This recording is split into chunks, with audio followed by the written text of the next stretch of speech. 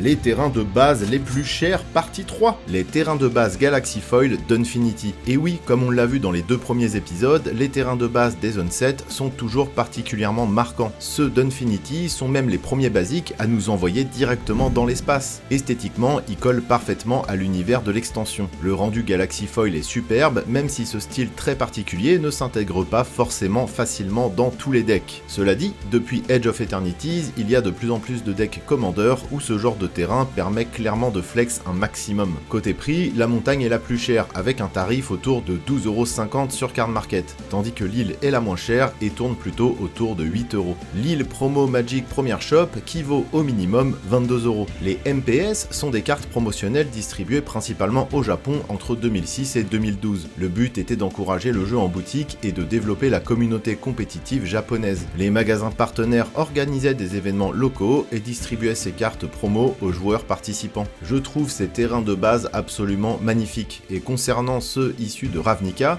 c'est assez rare pour être souligné, j'apprécie vraiment la frame moderne ici. Entre le traitement foil et les illustrations, le rendu est superbe. Avec les petits stamps là dans la textbox, c'est impeccable. D'ailleurs, ce sont les terrains provenant de Ravnica qui valent le plus cher, avec des prix allant généralement d'une dizaine à une vingtaine d'euros. Cette île Arena League Promo possède normalement le symbole d'extension, l'épopée d'Urza. Il s'agit d'un misprint assez connu d'une carte promo qu'on recevait en lot de participation à des événements, mais il y en a actuellement que 16 de disponibles sur Card Market. La moins chère est à 45€. D'après une source Reddit, le tirage serait à 50-50, c'est-à-dire la moitié serait misprint, mais rien de bien précis à ce niveau. Il arrive que Wizards of the Coast édite des cartes promotionnelles destinées à récompenser les judges. Le rôle de juge est généralement bénévole et demande un certain investissement en temps, en déplacement et en organisation d'événements. Pour remercier ses arbitres, Wizards édite régulièrement des Judge Rewards promo. Ces cartes ne sont pas de nouvelles cartes jouables, mais des versions alternatives avec des illustrations, traitements ou finitions exclusifs. Parmi les plus recherchés figurent ces 5 terrains de base Full Art Foil sortis en 2014.